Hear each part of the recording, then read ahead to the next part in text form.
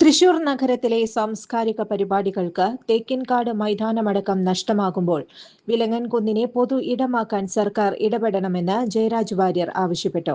നഗരത്തിൽ ഇപ്പോൾ സ്ഥലമില്ല, ഒരു പൊതുപരിപാടി നടത്താൻ സ്ഥലമില്ലാത്ത അവസ്ഥയാണ്. കാരണം പുതിയ ഒരു സർക്കാർ കോടതിയുടെ ഇടപെടലിനെ തുടർന്ന് തേക്കിൻകാട് ഒരു പരിപാടി നടത്താൻ പറ്റില്ലെന്നാണ് പറയുന്നത്.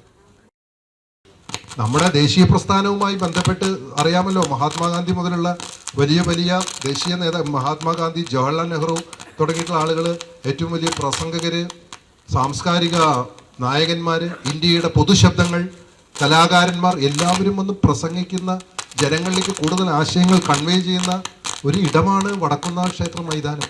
അവിടെ ഒരു പരിപാടി നടത്താൻ പറ്റില്ല എന്നാണ് പറയുന്നത്. ഒന്ന് ആലോചിച്ച് നോക്കണം. എൻ്റെ ഈ കൊമ്പനാനകൾ, എൻ്റെ ഈ മഹാക്ഷേത്രവും മക്കളെ എന്ന് പറഞ്ഞിട്ടാണ് വടക്കുന്നാഥൻ ഇരിക്കുന്നത്.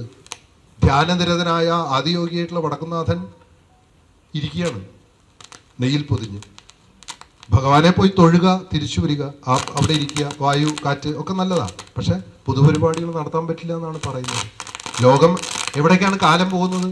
വിലങ്ങൻകുന്നിൽ വിലങ്ങൻ ട്രക്കേഴ്സ് ക്ലബിന്റെ ആഭിമുഖ്യത്തിൽ സംഘടിപ്പിച്ച ഓർമ്മ മരത്തണലിൽ ഇത്തിരി നേരം പരിപാടി ഉദ്ഘാടനം ചെയ്ത് സംസാരിക്കുകയായിരുന്നു അദ്ദേഹം.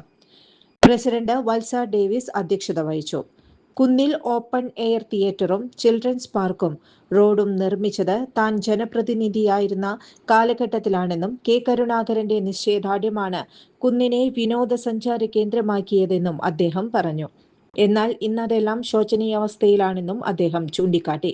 സാഹിതി ചെയർമാൻ കെ ഉണ്ണികൃഷ്ണൻ, എഴുത്തുകാരൻ ഷാജു പുതൂർ, തോമസ് പാവറട്ടെ, അടാട്ട് പഞ്ചായത്ത് പ്രസിഡന്റ് PJ സണ്ണി ദേവസി, മുരളി അടാട്ട്, പഞ്ചായത്ത് അംഗങ്ങളായ Simi Ajith Kumar, Jofy Sunil, CR Paulson, Vilangan trekkers club secretary Sasi Kalariyel, മുൻ MLA TV ചന്ദ്രമോഹൻ എന്നിവർ സംസാരിച്ചു. അഴീക്കോട് മാഷ് നട്ട അശോക മരച്ചുവട്ടിൽ ശ്രദ്ധാഞ്ജലി അർപ്പിച്ച ശേഷമാണ് പരിപാടി തുടങ്ങിയത്. കാർഗിൽ യുദ്ധത്തിൽ വീരചരമമടഞ്ഞ സുനിൽ ശ്രീധരന്റെയും പ്രൊഫസർ MK സാനു മാസ്റ്ററുടെയും ഓർമ്മയ്ക്കായി വൃക്ഷത്തൈകൾ നടുകയും ചെയ്തു. News desk any time news. ജോലിക്കായി പഠിക്കൂ മിനർവയിലൂടെ.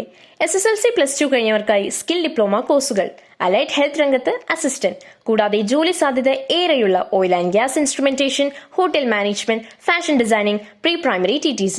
ഡിഗ്രി കഴിഞ്ഞവർക്കായി മികച്ച ജോലി സാധ്യതയുള്ള ഹ്രസ്വകാല കോഴ്സുകൾ, PG diploma in hospital administration, PG diploma in logistics, കൂടാതെ ഹോസ്പിറ്റൽ മാനേജ്മെന്റ് MBA കോഴ്സും. Minerva academy skill and professional studies Thrissur, ഒരു ISO സർട്ടിഫൈഡ് സ്ഥാപനം.